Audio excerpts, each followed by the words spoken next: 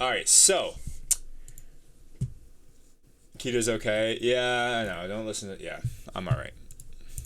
Certainly don't join it for me.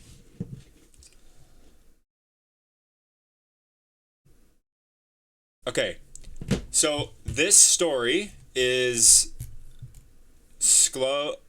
I saved it to an RTF file. And that's. Oh no no no! It looks fine. And when I first opened it, it looked weird. That's all. You're good. So this is Sklo's story, guys. When we read this yesterday, and there were certainly some things that we pointed out that probably should be fixed. So I'm gonna reread the first chapter, Sklo. Okay, and we're going to see your changes and see how much it feels and how much it flows. Okay.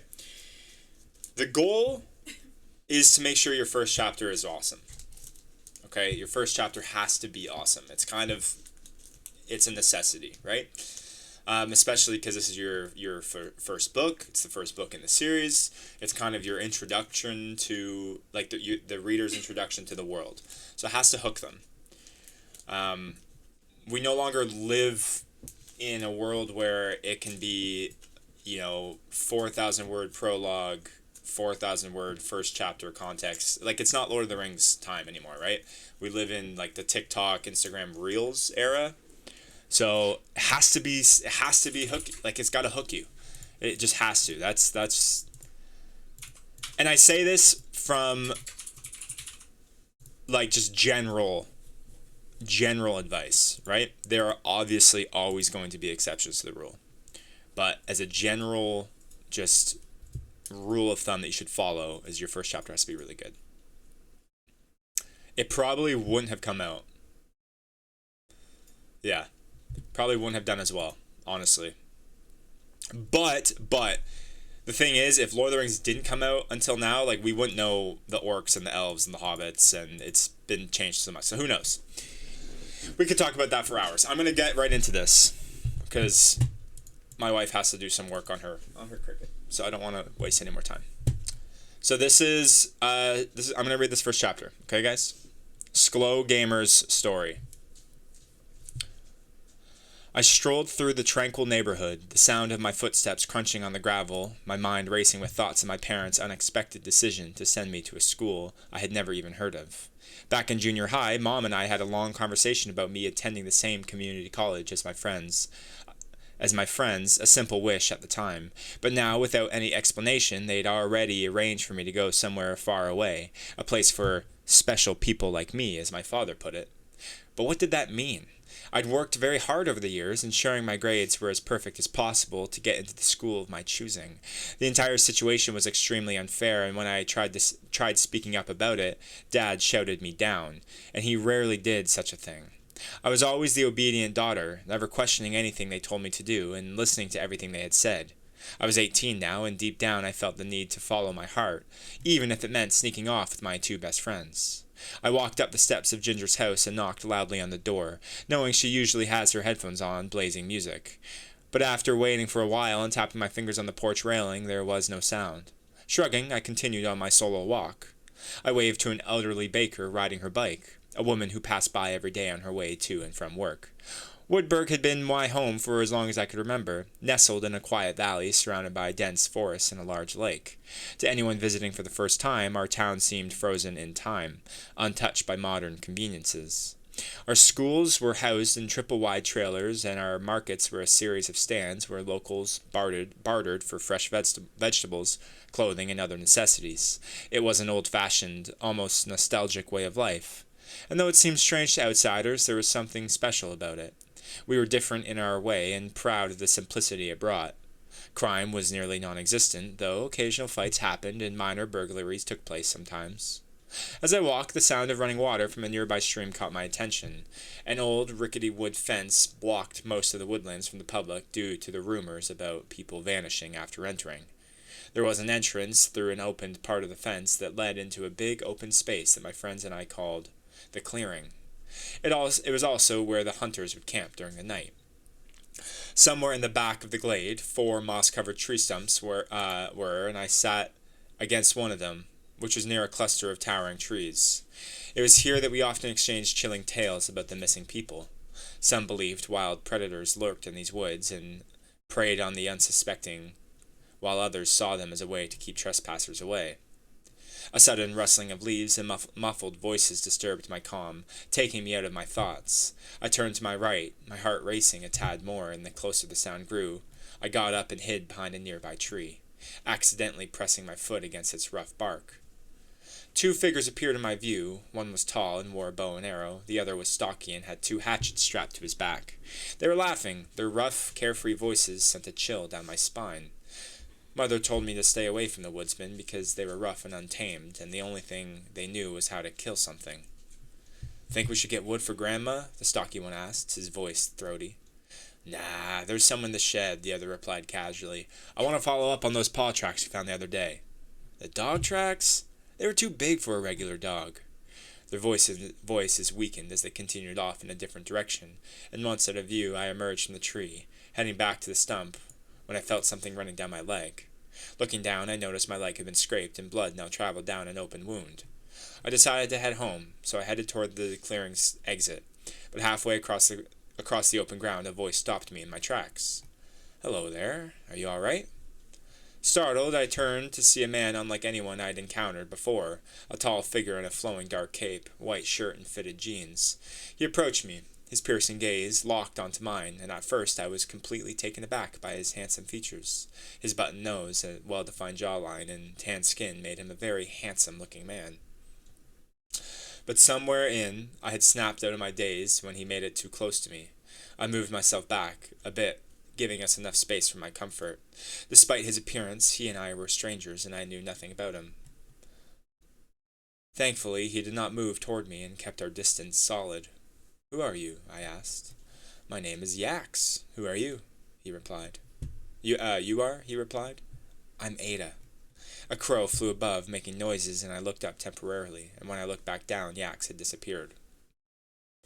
Later that day, after calling my boss at Dean's Flowers to make sure I did not have to come in, I thought about the man I had met in the woodlands.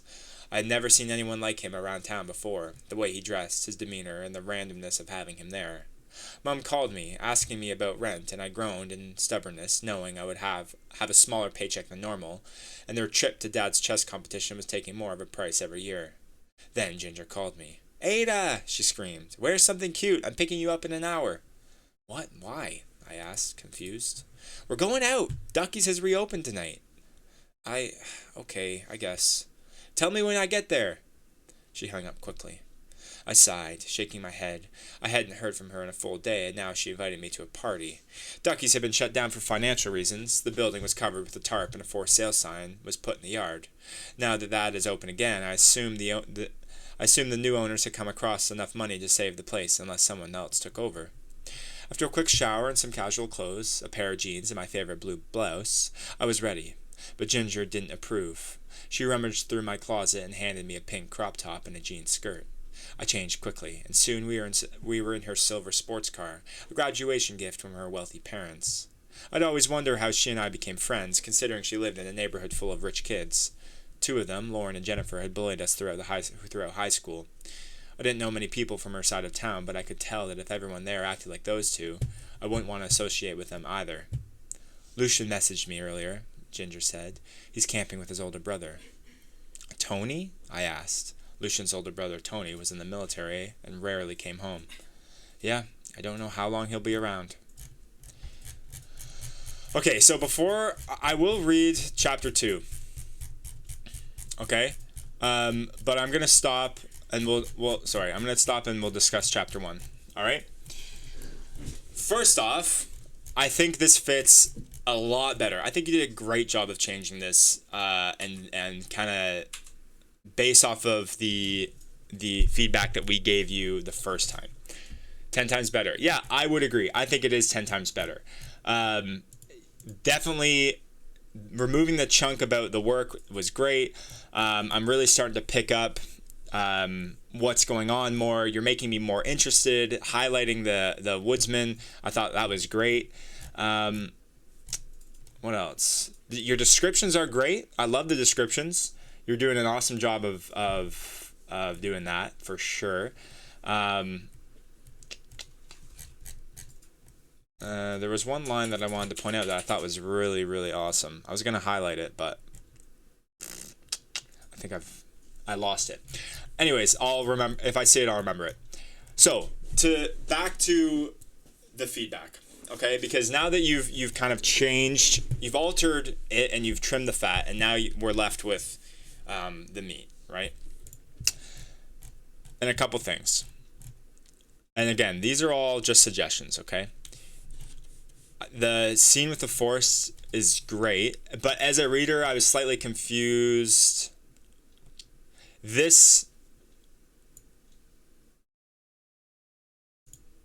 So these two paragraphs here, this is fine, right? This is great. So you're talking about the clearing, entrance opened up by the fence. The lead was also where. This just confused me when I read it, because then we're almost like transported to the clearing. So that might be my own issue as a reader, but like I just was slightly confused at this paragraph. I think it's like awkwardly written a little bit. And if you can just kind of change that, I think it will flow a lot better. I just was like, it seemed like you were describing the glade, but then suddenly Ada was like teleported to the glade. And I'm not saying you have to always describe where Ada walks and what a character does, but there wasn't necessarily enough information for my brain to infer that she was here. So it just felt a little awkward, and I was like, oh wait, she's here now. Like, okay. So this specific paragraph, I just felt slightly awkward, okay? Which is easy fix, right? Just look back at it, read it out loud to yourself, and figure out how you can change it. Loved her hiding from the two men. I love the description of the two men, and why she's scared, because you're really kind of setting up this story, and you're foreshadowing what's going on with the town, and this idea that there's an issue with like just the fact that she's afraid, I think is great. That scene of her running and hiding, because you're really setting up what Ada thinks of these men, and it's a great way to set up her character moving forward, and her like how she's going to change. And then obviously the foreshadowing with the dog tracks, using the two men. And this is what I wanted to point out. This scene here is so much better than your last scene. Okay? And the reason why it's so much better is because instead of just having two men walking through the forest, and she's kind of like, and then she runs into yaks. Instead, you beef up the chapter, have her genuinely afraid, and she runs to hide, and then you use the dialogue between the two of them to foreshadow what's going to happen. And I think this is awesome. I think that's such, like, you really took our feedback from yesterday, and you did such a good job with it. So this is really great. Sklo, this is a great way to change the feedback, okay, or to take the feedback and change it. This is awesome. This is exactly what I'm talking about.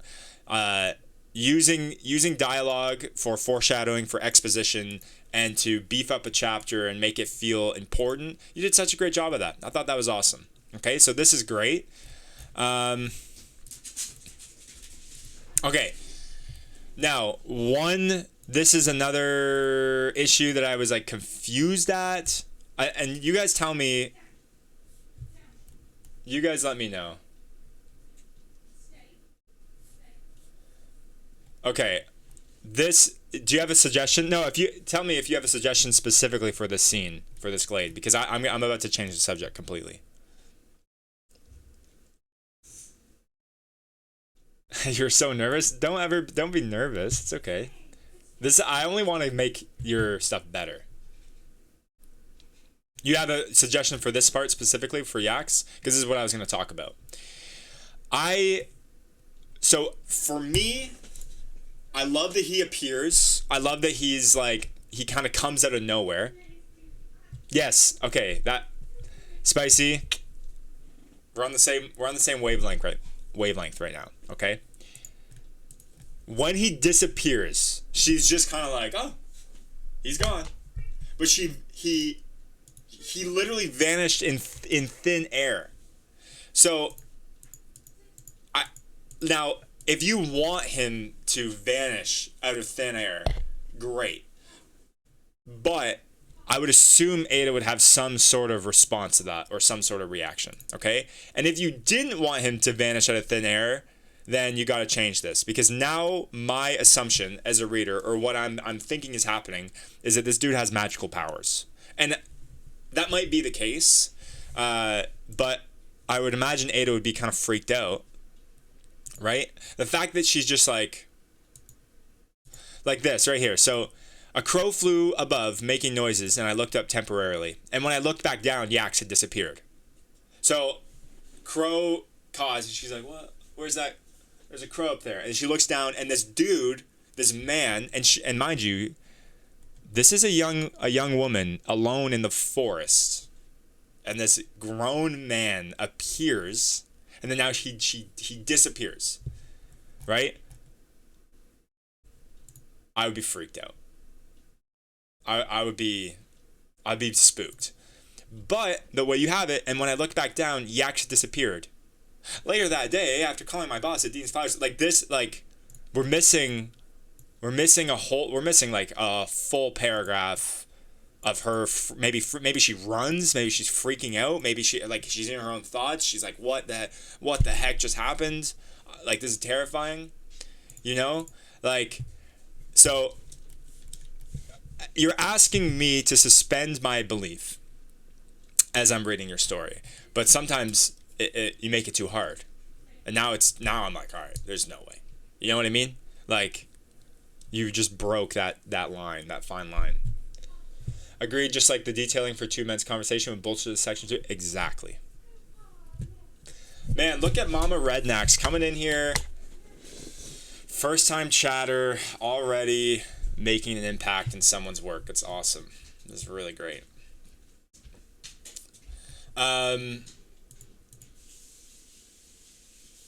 Remember your protagonist as a person? Yeah. How would you react? Yeah, exactly. Because if you don't... Yes. Because if you don't, you're basically telling me that this is a regular occurrence, and Yax is a guy who's just known for disappearing, and Ada is just used to people vanishing in front of her, you know? Like, that's every day. It's another day in Woodburg, people just disappearing.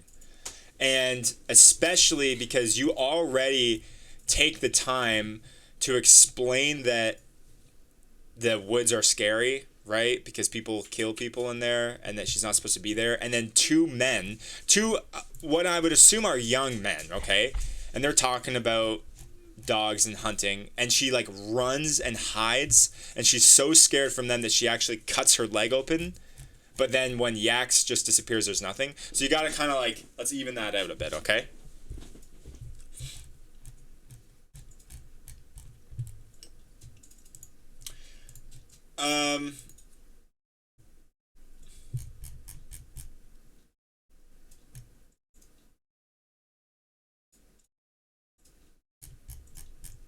You're talking about the very opening? Right here. Whoops. Yeah, so the very beginning opening paragraph.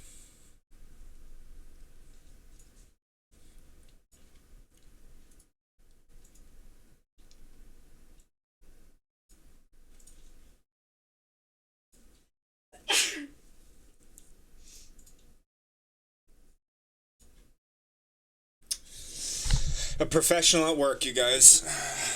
That's great feedback. And very, very true. Exactly what I was saying before about how you have to make your first chapter really awesome. All right? There's a lot of pressure for your first chapter.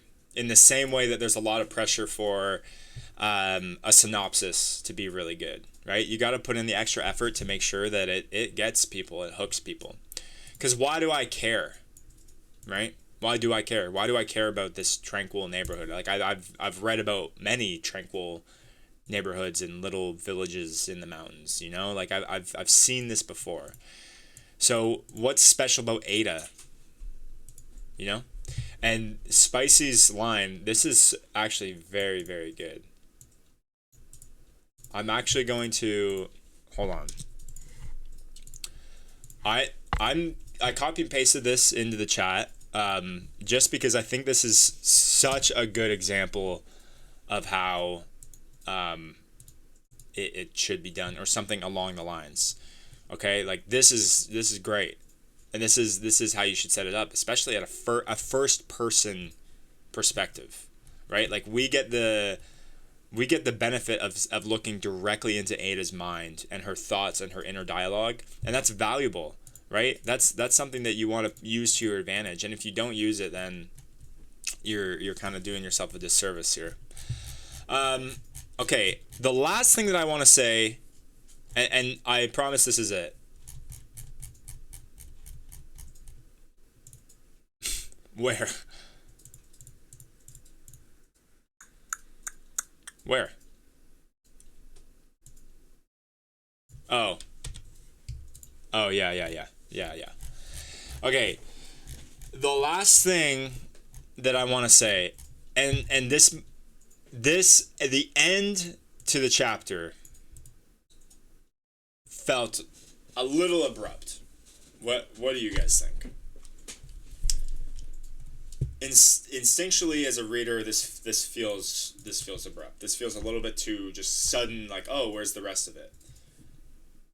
That's my, this might be my own personal preference. As a reader, like I kind of like things to be a little bit more like capped off in a sense. But even that, like even like leaving the end of a chapter, I feel like there's got to be a little bit more of a final hook or final line that makes me want to read the next chapter. This feels like you just took scissors and cut through half a page. What do you guys think about that? Am I close there? You can, because it's this conversation with Ginger. He's camping with his older brother Tony. Yeah, I don't know how long he'll be around. Boom. End. I don't know. I personally, I don't like it. But okay. All right. So I think this is something to keep in mind.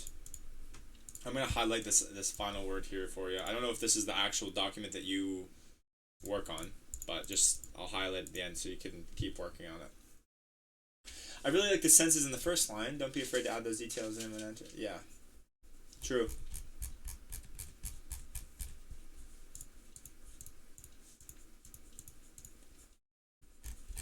Mm-hmm. Okay. I'm gonna keep going. Sklo, are you still here? I'm assuming you're still here. I feel like it's been a while since I heard from you. I just want to make sure. Okay, there you are. All right. I'm still here. Okay. Yeah, it was. Yeah, I can't reiterate that enough. It was so much better. We're getting into we're getting into it here, Sklo, because I'm invested now, and I feel like Not and Spicy are also invested because we want this to be really good. Okay, and it's not like it's a mess. We just want it to be good because you've already put in the work to fix it, and the goal is for it to be, your best. So that's why we're really getting into it. I mentor a lot of writers, and it's rare for that much improvement to happen. Look at that. See, it's a great compliment. That is awesome. I would agree. I think that's awesome. I do not have that kind of experience, like working with people. But even I can tell that it's pretty impressive how much you changed, which is great. Literally overnight. Yeah, this was yesterday.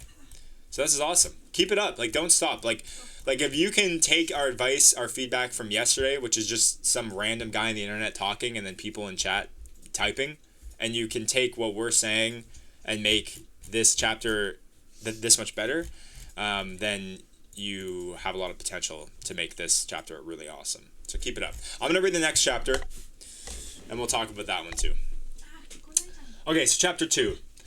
Crowds of people gathered outside Ducky's, and I was taken aback. I hadn't heard a word about this grand reopening, yet here it was, bustling with energy. The place looked nothing like the small, worn-down building I remembered.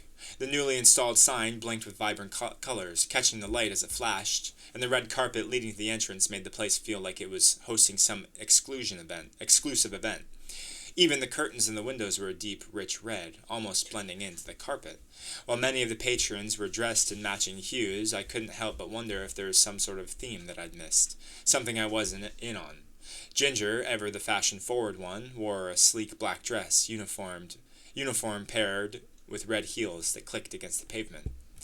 But if the exterior was impressive, the interior left me speechless. After handing over our IDs, my eyes went wide with disbelief. The transformation was beyond anything I could have imagined. There used to be only a few scattered tables and a single buffet counter. Now there was a full-service bar and an additional seating scattered around private booths tucked into cozy corners. The pool table room had expanded, now offering poker tables as well. The dance floor stretched in the center of it all, with cascading lights above, casting a magical glow as people swayed to the pulsing music. And beyond the dance floor, a hallway led to a massive bowling alley, now doubled in size with 12 lanes stretching out in front of us. It was overwhelming, in the best way possible. "This is nothing like I remember," I said aloud, mostly to myself, but loud enough for Ginger to hear over the music. "Right? It's beyond epic," she exclaimed, practically bouncing with excitement. She immediately went to the food counter to order a plate of nachos with extra cheese, and I followed suit, getting myself the same with a grape soda. As we waited, a guy with tousled blonde hair and striking blue eyes approached Ginger and asked for a dance. "Absolutely," she responded, her voice full of enthusiasm, winking at me before following him toward the dance floor. I watched them with a mix of amusement and curiosity, nibbling on my chips as I sipped my drink, feeling a bit like a third wheel. "Hello," a deep voice called to me, pulling me from my thoughts. I turned, only half expecting to see anyone I recognized. The voice, though, had a smooth, rich tone that immediately drew my attention. "Hi," I replied, feeling my heart rate pick up slightly. "I wanted to apologize for the other day. I hope I didn't scare you," he said, his gaze steady and intense. I raised an eyebrow, not expecting an apology. He seemed completely unfazed by the chaos around us. "Nice to see you again. It's Ada, right?" he added, extending his hand. I took it automatically, still trying to wrap my mind around his sudden appearance. I'd nearly forgotten just how attractive he was, and that wasn't an understatement. His presence seemed to command attention, as though he didn't need to try. His lips curled into a wide smile that sent a strange flutter through me. "How are you liking the place?" My eyes flicked around the room, taking in the new layout one more time before returning to him. "I think it's incredible. I used to come here all the time when I was younger, so seeing it like this is crazy." Yax gave a knowing nod. "My brother has a great way of pushing the boundaries with his real estate investments."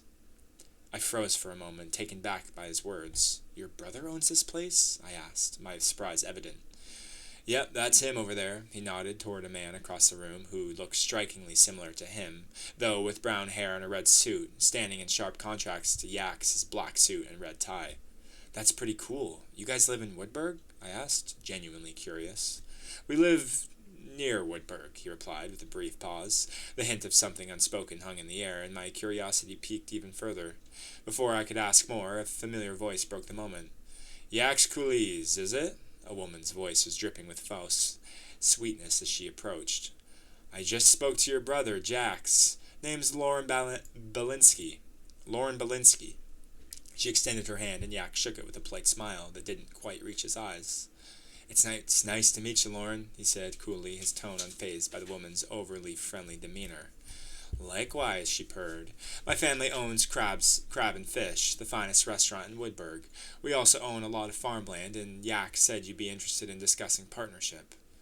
I couldn't suppress a scoff at her obvious attempt to flirt her way into his good graces. Or maybe it was jealousy. But why should I feel that way? Yax and I weren't anything to each other.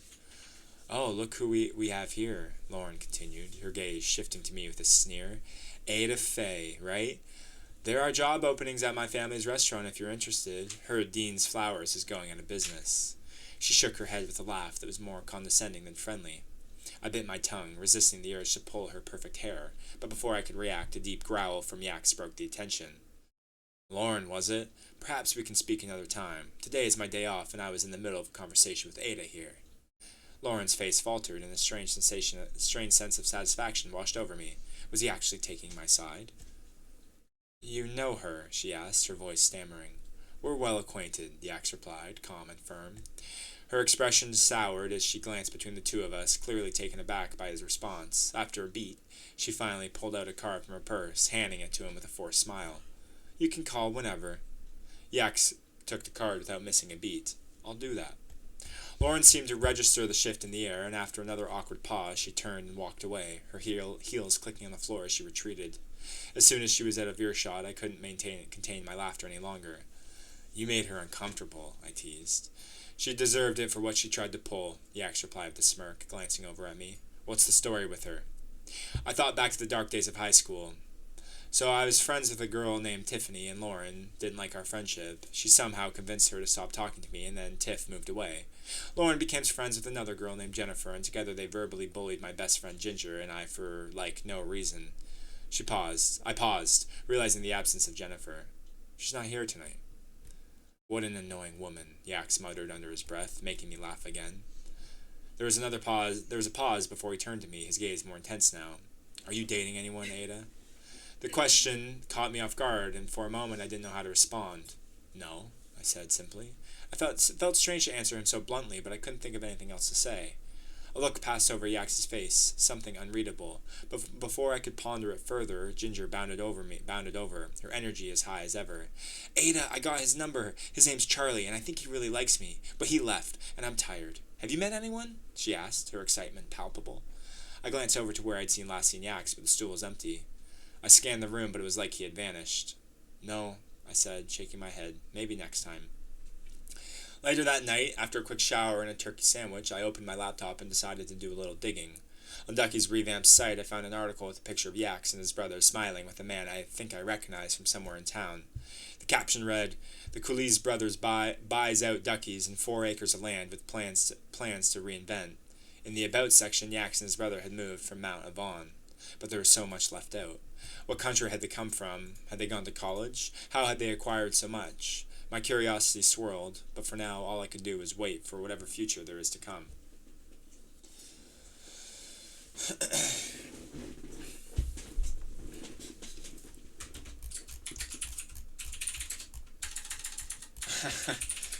Okay. Alright, I'm sorry, I'm just reading this to catch up on chat here.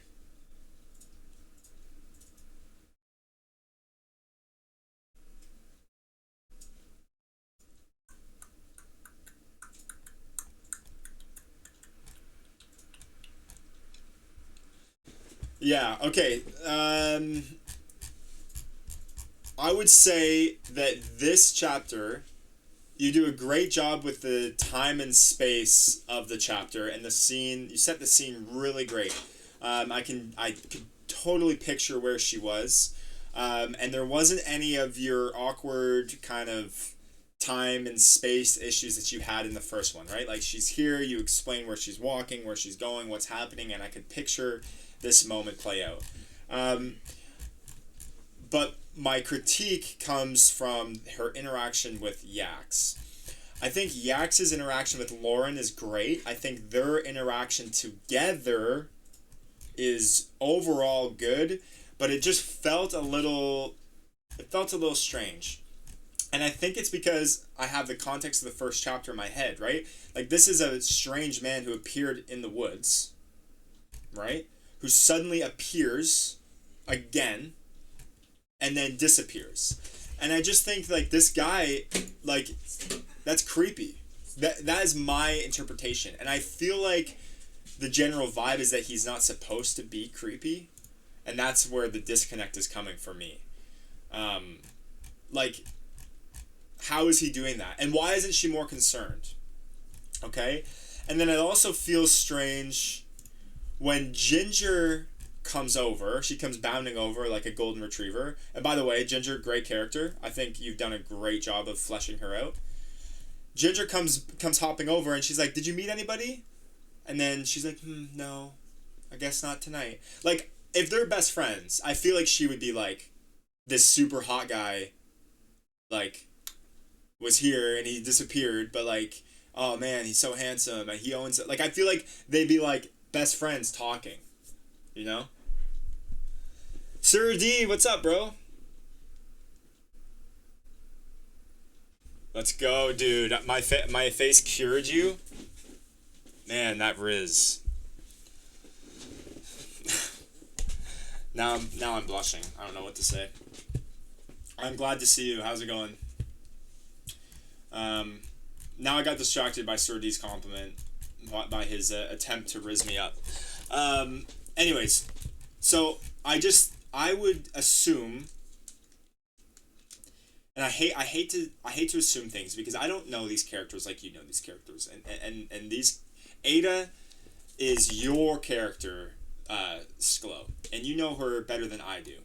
Okay, but I would assume that she would be a little bit more confused, maybe a little bit more suspicious, and probably want to talk to her best friend about this handsome man who defended her to the scathing villain that is Lauren, right? Like that seems like a pretty significant thing to happen that just seemed to have been glossed over. Okay, and I think because Yax is clearly a very important person to this story, and I'm assuming his relationship with Ada is going to be equally important. So it's got to feel very genuine. And it just didn't, because I think he's just a little bit too mysterious. Like I don't know how he's appearing, right? So like I'm suspending my belief to a certain degree. I'm just suspending my disbelief to a certain degree, and it feels a little awkward. Um, that's my overall vibe of the chapter. Other than that, I thought this was way better than your first chapter for the other issues. Like it feels like the pacing is great. It's flowing properly. Um, there's not as much fat. Like you had to trim some fat from chapter one. I don't really think there's that much fat to trim here. Um, one mistake that I noticed is this right here, right here. Hello, a deep voice called to me, pulling me from my thoughts. I turned, only half expecting to see anyone I recognized. The voice, though, had a smooth, rich tone that immediately drew my attention. So this is great, but then she replies, then he continues talking, and then I took it, I can't get over how attractive he is. Then you don't even say that it's Yax until here. And I just think you would be like, she turned and there was Yax standing in front of her. You know what I mean? Like, I was like, wait, what's happening? And they're just like talking. I just think you need like a single line here. Like just a single one line that says like, how did Yax appeared yet again? Or it's the man from the forest. Just like, not even. You know what? Yeah, just, right? Because like a voice calls to her. So she turns around, but then you don't tell us that it's Yax. You know? You don't actually tell the reader that it's Yax. And I just feel like you just gotta put in like literally a single like inner dialogue moment of her. Like maybe she's like, despite him just appearing, I couldn't help it. Like my heart, I'm terrible at writing young girls, but I can't believe the handsome man from the forest, or the man from the forest is back, or something. Just give us something that tells me that Yax is standing there instead of not saying it at all, and then it just gets confusing. Yeah, I can't write, bro. I'm just a random stranger on the internet, you guys. I'm just faking the confidence, and you think I know what I'm talking about, but I don't. If he isn't magical, yes, I would agree. Mama Rednacks, I would agree. Big time.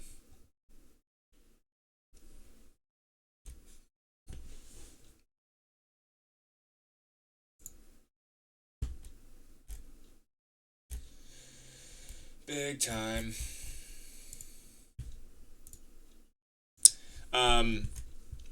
Yeah, so other than that, I think it's really just this interaction between her and Yax just feels a little strange, and I think it's stemming from the very original issue that we have, And I think if you can clean that up, then this chapter would be awesome.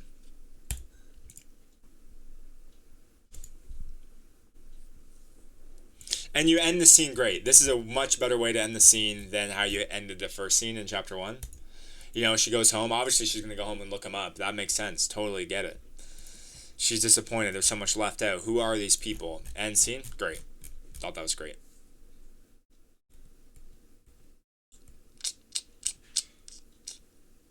Yeah, that's pretty much all I got for this chapter. What do you guys think? I thought it was much better.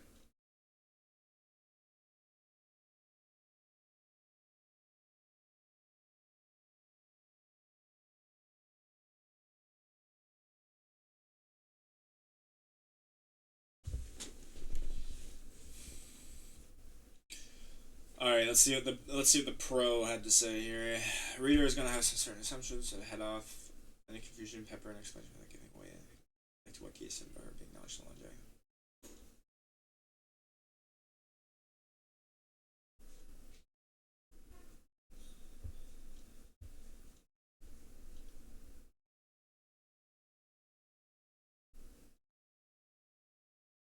No.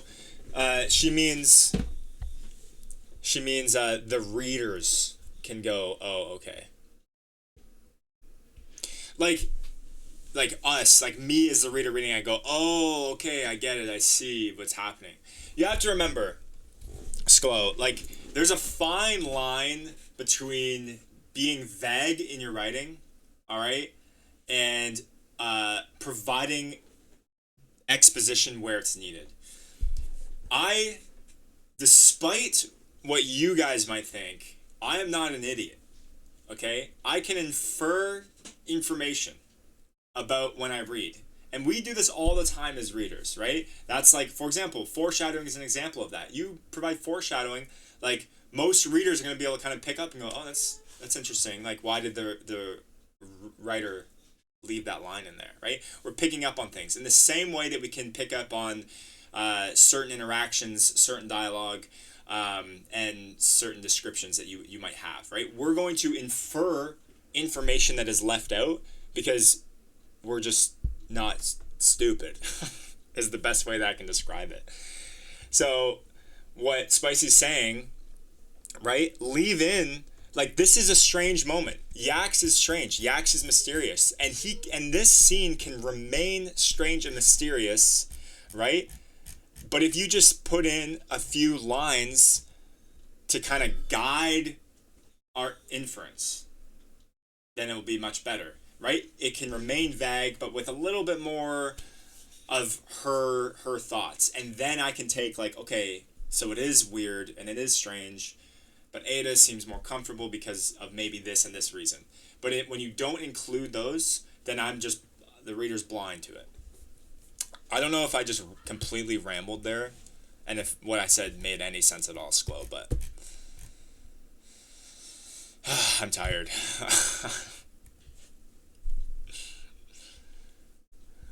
We stop and think, why didn't she react? And if you say something like, I couldn't explain why, but nothing about this unfamiliar man set off my internal warning bells. True.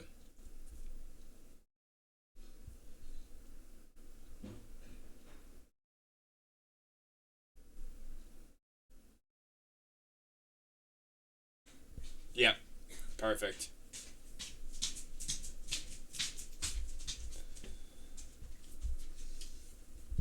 Thank you. Just to tie you over to dinner. Thank you, honey. Can I do this now? Almost. Okay. Right, like we know by the way you describe the action, how he speaks tells us that he's mysterious just as much as disappearing. Yeah. Yeah. Okay, I understand. She's oblivious. Yeah. Alright, I think that's good.